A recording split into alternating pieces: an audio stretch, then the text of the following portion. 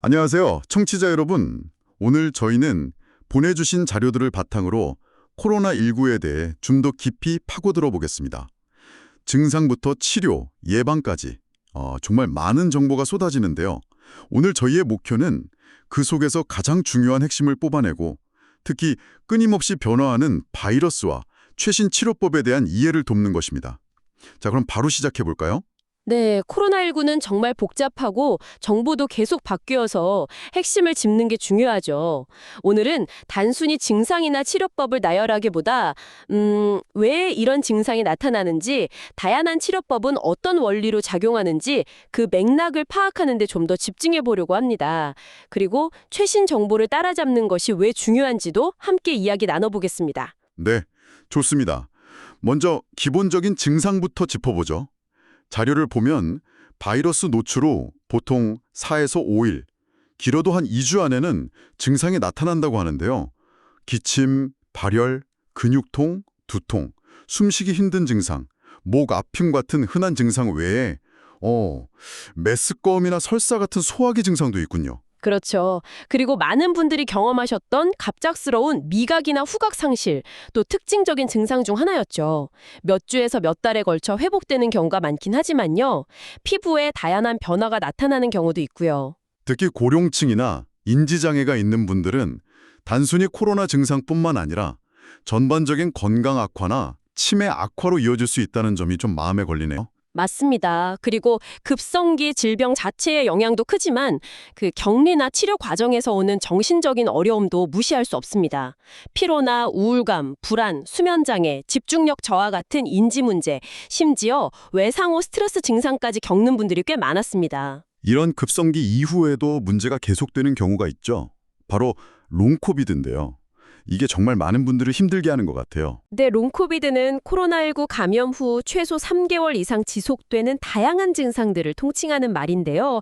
이게 참 어려운 게 증상이 정말 사람마다 다르고 좋아졌다가 나빠지기를 반복하기도 하고 계속 지속되기도 한다는 점입니다. 신경계 문제부터 통증, 호흡기 문제, 대사 이상까지 정말 범위가 넓어요. 단순히 몸이 좀 안 좋다 수준이 아니라 뇌기능 저하나 심각한 정신건강 문제로 이어질 수 있다는 점이 좀 충격적인데요. 자살 위험 증가와 관련될 수 있다는 언급도 있고요. 이 질병이 정말 신체뿐 아니라 정신에도 깊은 상처를 남길 수 있다는 거군요. 그렇습니다. 그래서 롱코비드에 대한 이해와 관리가 앞으로 더 중요해질 것으로 보입니다. 질병의 장기적인 영향을 간과해서는 안 되겠죠. 그럼 이제 좀 더 심각한 경우, 즉 합병증에 대해 이야기 나눠보죠. 중증 환자의 가장 큰 문제는 역시 폐 손상으로 인한 급성 호흡곤란 증후군 ARDS인 것 같습니다. 산소 치료나 기계 호흡까지 필요할 수 있다니 심각하네요. 네, ARDS는 폐에 심각한 염증 반응이 일어나서 정상적인 호흡이 불가능해지는 상태를 말합니다. 이게 가장 대표적인 중증 합병증이고요. 하지만 이게 다가 아닙니다. 또 하나 중요한 문제가 바로 혈전, 즉 피떡 문제인데요. 아, 혈전 문제요.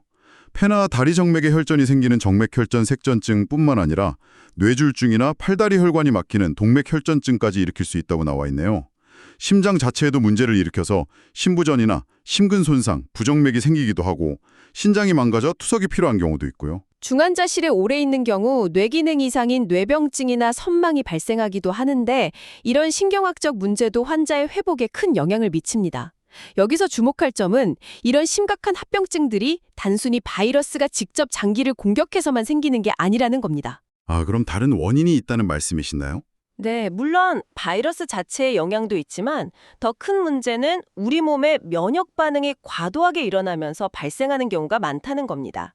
특히 SARS-CoV-2 감염에 대한 숙주의 지나친 염증 반응, 흔히 사이토카인 폭풍이라고도 불렸던 현상이 폐 손상이나 전신적인 합병증을 유발하는 주요 원인으로 꼽힙니다. 심지어 우리 몸이 스스로를 공격하는 자가 면역 반응과 유사한 증상들도 보고되고 있고요. 그러니까 바이러스를 막으려던 우리 몸의 방어 시스템이 오히려 우리 몸을 공격하는 양날의 검이 될 수 있다는 거군요. 참 아이러니하네요. 정확합니다. 그래서 치료 전략도 단순히 바이러스를 없애는 것뿐만 아니라 이 과도한 면역 반응을 조절하는 것에도 초점을 맞추게 됩니다. 그렇군요. 그럼 이제 치료와 관리 이야기로 넘어가 보겠습니다. 일반적인 관리 원칙부터 보면 세균 감염은 흔하지 않으니 항생제는 함부로 쓰지 말라고 되어 있네요. 네, 물론 폐렴 같은 다른 감염이 의심될 때는 항생제를 쓸 수 있지만 코로나19 자체 치료에 항생제가 필요한 경우는 드뭅니다. 오히려 앞서 말씀드린 혈전 위험 때문에 입원 환자 대부분에게는 혈전 예방을 위한 항응고제 사용이 권장됩니다. 해열제는 아세트아미노펜, 그러니까 타이레놀 성분이 선호된다고 하고요. 기존에 먹던 약들은 어떨까요? 고혈압약이나 고지혈증 약 같은 것들요? 아스피린, 스타틴, 고혈압약, ACE 억제제나 ARB 계열 같은 일반적인 만성질환 약들은 대부분 계속 복용하는 것이 좋다는 게 전문가들의 의견입니다. 다만 면역 억제제를 복용 중인 분들은 코로나19에 걸렸을 때 중증 위험이 더 높기 때문에 약물 지속 여부는 반드시 의사와 상의해서 개별적으로 결정해야 합니다. 회복 기간은 사람마다 정말 다른 것 같습니다. 경증이나 중등증은 2주 안에 좋아지는 경우가 많지만 중증이었던 분들은 회복에 몇 달이 걸리기도 하고 또 앞서 얘기한 롱코비드로 이어지기도 하고요. 맞습니다. 특히 심각한 폐나 심장 손상을 겪었던 분들은 장기적인 후유증을 안고 살아갈 수도 있습니다. 팬데믹 기간 동안의 사회적 거리두기 같은 방역 조치들이 가져온 사회적 고립감이나 정신 건강 문제도 우리가 함께 고려해야 할 부분이고요. 자, 그럼 이제 특정 치료법으로 좀 더 들어가 보죠. 자료를 보니 치료법이 계속 변하고 있다고 하는데 역시 가장 큰 이유는 바이러스 자체가 계속 변하기 때문이겠죠? 그렇습니다. 새로운 변이가 나올 때마다 전파력이나 증상의 심각성, 그리고 기존 치료제나 백신에 대한 반응성이 달라지기 때문에 치료 전략도 계속 업데이트될 수밖에 없습니다. 크게 보면 치료제는 바이러스 증식을 직접 막는 항바이러스제, 바이러스에 달라붙어 무력화시키는 항체 치료제, 그리고 과도한 면역 반응을 조절하는 면역 조절제로 나눌 수 있습니다. 어떤 약을 언제 쓰는지가 중요할 것 같은데요. 아주 중요한 지점입니다. 일반적으로 감염 초기, 즉 바이러스가 한창 증식하는 시기에는 항바이러스제나 항체 치료제가 효과적일 가능성이 높습니다. 바이러스 양을 빨리 줄여서 병이 심해지는 걸 막는 거죠. 반면 병이 어느 정도 진행된 후반기에는 바이러스 자체보다는 우리 몸의 과도한 염증 반응에 문제가 되기 때문에 이때는 염증을 가라앉히는 면역 조절제가 더 도움이 될 수 있습니다. 치료 시점에 따라 접근법이 달라지는 셈이죠. 팬데믹 초기에는 긴급 사용 승인 EUA라는 제도를 통해 약들이 빨리 도입되었는데 이제는 상황이 좀 달라졌다고요. 네, WHO가 2023년 5월에 국제 공중보건 비상사태를 해제하면서 이제는 대부분 정식 허가 절차를 밟은 약들이 사용됩니다. 물론 여전히 최신 치료 지침은 미국 국립보건원, NIH나 WHO 같은 공신력 있는 기관의 권고를 따르는 것이 중요합니다. 그럼 외래 환자, 즉 입원하지 않고 집에서 치료받는 경우는 어떻게 관리하나요? 대부분 경증 환자는 집에서 쉴 수 있다고 하는데요. 네, 증상이 가벼우면 충분한 휴식과 수분 섭취, 필요시 해열제 복용 같은 대증 요법만으로도 충분합니다. 항바이러스제 사용 여부는 주로 고령, 백신 미접종, 기저질환 유무, 면역 저하 상태 같은 의학적 위험 요인을 고려해서 결정하는데요. 여기서 공유된 의사결정이라는 개념이 나오네요. 환자의 상태나 가치관, 선호도까지 고려해서 의사와 환자가 함께 치료 방향을 정한다는 의미겠죠? 맞습니다. 항바이러스제가 바이러스 양을 줄여 중증 진행을 막는 데 도움이 될 수 있지만 약물 부작용이나 다른 약과의 상호작용 가능성도 있고 드물게 치료 후 증상이 다시 나타나는 리바운드 현상도 있을 수 있거든요. 그래서 무조건 쓰는 게 아니라 위험과 이득을 잘 따져보고 결정해야 합니다. 특히 중요한 건 증상이 없는 감염자에게는 항바이러스 치료가 권장되지 않는다는 점입니다. 어떤 사람들이 항바이러스 치료의 이득을 더 크게 볼 수 있을까요? 주로 고령, 특히 65세 이상이시거나 백신 미접종자, 여러 기저질환을 가진 분, 면역 저하자들입니다. 이런 분들은 중증으로 진행될 위험이 높기 때문에 항바이러스제 치료를 적극적으로 고려해 볼 수 있습니다. 2024년 후반 현재 외래에서 가장 흔하게 사용되는 경구 항바이러스제는 니르마트레비르 리토나비르, 상품명으로는 팍스로비드인데요. 증상 시작 후 5일 이내에 복용해야 효과가 있습니다. 신장 기능에 따라 용량 조절이 필요하고 다른 약물과의 상호작용이 많으니 복용 전 반드시 의사나 약사와 상의해야 합니다. 아, 팍스로비드를 못 쓰는 경우에는 다른 대안도 있긴 하군요. 주사제인 렘데시비르나 먹는 약이지만 특정 제한이 있는 몰누피라비르 같은 약들이요. 항체 치료제도 있었지만 변이 때문에 효과가 떨어져서 지금은 거의 사용되지 않는다고 하고요. 네, 그래서 현재 외래 치료의 핵심은 위험도 평가와 시기적절한 항바이러스제, 주로 팍스러비드 투여 여부 결정이라고 할 수 있습니다. 그리고 당연히 충분한 휴식과 자가격리가 중요하고요. 그럼 이제 입원 환자 관리로 넘어가 보죠. 어떤 경우에 입원을 해야 하나요?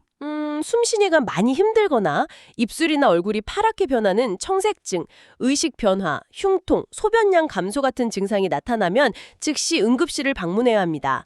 객관적인 기준으로는 실내 공기에서 측정한 산소 포화도가 94% 미만이거나 호흡수가 분당 30회 이상으로 빠르거나 엑스레이 이상 폐렴 범위가 넓은 경우 등이 입원 기준이 될 수 있습니다. 입원하면 어떤 치료를 받게 되나요? 입원 초기에는 환자의 기저질환이나 면역 상태를 파악하고 주요 장기 기능에 문제가 없는지 평가합니다. 기본적인 처치는 외래와 비슷하게 해열제, 그러니까 아세트아미노펜을 선호하고 수액 공급 등 지지요법이 기본입니다. 그리고 혈전 예방을 위한 항응고제 투여가 중요하고요. 중증도에 따라 치료가 달라지겠군요. 그렇죠. 산소 치료가 필요한 경우 보통 항바이러스제인 렘데시비르, 이건 주사제인데요. 렘데시비르와 함께 염증을 줄이기 위한 스테로이드, 주로 덱사메타송을 저용량으로 사용합니다. 스테로이드를 고용량으로 사용해야 하는 경우 혈당 상승이나 감염 위험 증가 같은 부작용에 주의해야 하고요. 이런 치료에도 불구하고 상태가 더 나빠지면 어떻게 하나요? 염증 반응이 아주 심한 경우요. 산소 요구량이 계속 늘고 염증 수치가 높아지는 등 상태가 악화되면 앞서 말씀드린 면역 조절제 사용을 고려합니다. 류마티스 관절염 치료 등에 쓰이는 바리시티닙, 이건 먹는 약이고요. 또는 토실리주맙, 이건 주사제인데 이런 약물들이 과도한 염증 반응을 억제하는 데 도움을 줄 수 있습니다. 이런 약들은 보통 중환자실에서 인공호흡기 치료나 에크모 치료를 받는 환자들에게 사용되는 경우가 많습니다. 와, 정말 중증 코로나19는 폐뿐만 아니라 여러 장기에 영향을 미치는 복잡한 싸움이군요. 염증과의 싸움, 혈전과의 싸움, 세균 감염 가능성도 계속 신경 써야 하고요. 네, 그래서 중환자 관리는 여러 분야 전문가들의 협력이 필수적입니다. 특히 혈장 문제에 대한 항응구 요법은 매우 복잡해서 전문가의 판단이 중요하고요. 치료 이야기에서 항체 치료제를 잠깐 언급했었는데 예방 목적으로도 사용될 수 있다고요? 네, 수동 면역이라고 하는데요. 이미 만들어진 항체를 몸에 직접 주입해서 바이러스를 방어하는 방식입니다. 코로나19에서 회복한 사람의 혈장, 즉 회복기 혈장을 이용하는 방법도 있었지만 효과가 좀 일정하지 않았고 대신 실험실에서 특정 항체만 대량으로 만든 단클론 항체들이 개발되었죠. 치료 목적의 단클론 항체는 변이 때문에 효과가 떨어졌다고 하셨는데 예방 목적은 다른가요? 장기 지속형 항체라는 개념이 있습니다. 이건 백신을 맞아도 항체가 잘 안 생기는 면역 저하자들을 위해 개발된 건데요. 항체가 몸 안에서 훨씬 더 오래 머물도록 특수하게 조작한 겁니다. 일종의 항체 백신이라고 할 수 있죠. 틱사개비맙 실가비맙 조합이 첫 LAAB였는데 이것도 안타깝게 오미크론 변이가 퍼지면서 효과가 떨어져 사용이 중단됐습니다. 아쉽지만 그래도 이런 시도가 있었다는 것 자체가 의미가 있네요. 면역 취약계층을 보호할 새로운 방법의 가능성을 보여준 셈이니까요. 맞습니다. 그리고 2024년에 페미비바트라는 두 번째 LAAB가 긴급 사용 승인을 받았습니다. 특정 조건을 만족하는 중증 면역 저하자들에게 코로나19 노출 전 예방 목적으로 정맥 주사로 투여됩니다. 하지만 이건 역시 특정 변이가 우세해지면 사용이 제한될 수 있다는 한계는 여전합니다. 결국 가장 중요한 예방 수단은 역시 백신이겠군요. 현재 사용되는 백신 종류를 좀 정리해 주실 수 있을까요? 미국 기준으로 보면 현재 주로 사용되는 건 mRNA 백신, 그러니까 화이자나 모더나 백신하고요. 서브유닛 단백질 백신인 노바백스입니다. 아데노바이러스 벡터 방식의 얀센 백신은 드물지만 심각한 혈전 부작용 문제로 사용이 중단되었고요. mRNA 백신은 생후 6개월 이상이면 누구나 맞을 수 있고 단백질 백신은 12세 이상이 대상입니다. 백신 접종의 가장 중요한 목표는 무엇인가요? 감염 자체를 완벽하게 막는 건가요? 물론 감염 자체를 예방하는 효과도 있지만 가장 중요한 목표는 중증 질환 예방입니다. 즉 입원하거나 사망하는 경우 또는 응급실 방문이 필요한 심각한 상태로 진행되는 것을 막는 것이죠. 그리고 초기 데이터지만 백신 접종이 롱 코비드 발생 위험을 낮출 수 있다는 가능성도 제기되고 있습니다. 코로나 백신이 정말 빠르게 개발될 수 있었던 배경이 궁금한데요. 에 대한 백신 연구가 오랫동안 진행되어 왔기 때문입니다. 특히 바이러스 표면의 스파이크 단백질을 안정적인 형태로 만들어 면역 반응을 효과적으로 유도하는 기술이 핵심이었죠. mRNA 백신은 이 스파이크 단백질 정보를 mRNA 형태로 만들어 지질 나노 입자에 싸서 전달하는 방식이고요. 초기 임상시험에서 95%라는 놀라운 예방 효과를 보였지만 시간이 지나면서 효과가 감소하고 새로운 변이가 계속 나타나는 문제가 있었죠. 네, 그래서 백신도 계속 업데이트가 필요했습니다. 마치 매년 독감 백신을 맞는 것과 비슷하게요. 처음에는 우한에서 유행했던 초기 바이러스를 겨냥했지만 이후 오미크론 변이가 나타나면서 BA.4-5 변이를 포함한 투가 백신이 나왔고 그 후 XBB 변이 기반 단가 백신, 그리고 2024년에는 FLIRT 변이, 그러니까 KP2 같은 변이를 겨냥한 백신으로 계속 업데이트되고 있습니다. 바이러스가 계속 진화하니까 백신도 따라잡아야 하는 숙제를 안고 있는 거죠. 정말 끊임없는 숨바꼭질 같네요. 바이러스와 백신 개발의 경쟁이요. 노바백스 같은 단백질 백신도 마찬가지로 업데이트되고 있나요? 네, 노바백스 백신은 mRNA 대신 스파이크 단백질 자체를 면역 증강제와 함께 주입하는 방식인데요. 이 백신도 2024-2025 시즌용으로 JN1 변이, 그러니까 FLIRT 변이 직전에 유행했던 변이를 기반으로 한 항원으로 업데이트되었습니다. 제조사 측에서는 JN1 백신이 이후 등장한 KP2, KP3 변이에 대해서도 교차 반응 항체를 유도한다고 밝히고 있습니다.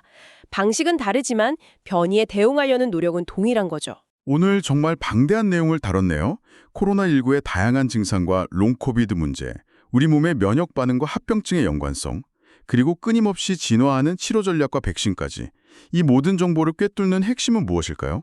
아마도 코로나19는 단순히 지나간 감기가 아니라 우리 몸과 사회에 지속적인 영향을 미치는 복잡한 질병이라는 점, 그리고 과학기술의 발전에도 불구하고 바이러스의 진화 속도에 맞춰 끊임없이 대응해야 한다는 현실이 아닐까 싶습니다. 맞습니다.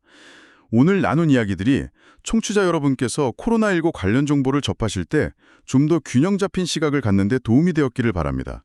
자, 그럼 이제 마무리를 해야 할 시간인데요. 마지막으로 한 가지 질문을 던져보고 싶습니다. 코로나 바이러스가 계속 변하고 롱코비드 같은 장기적인 영향이 밝혀지고 있는 지금 이 특정 바이러스를 넘어서 앞으로 또 닥칠지 모르는 새로운 호흡기 바이러스 위협에 대해 우리는 개인적으로 또는 사회적으로 어떤 준비를 해나가야 할까요? 정답은 없겠지만 신뢰할 수 있는 정보를 바탕으로 계속 고민해 볼 필요가 있겠습니다. 네, 미래를 대비하는 지혜에 대한 질문이네요.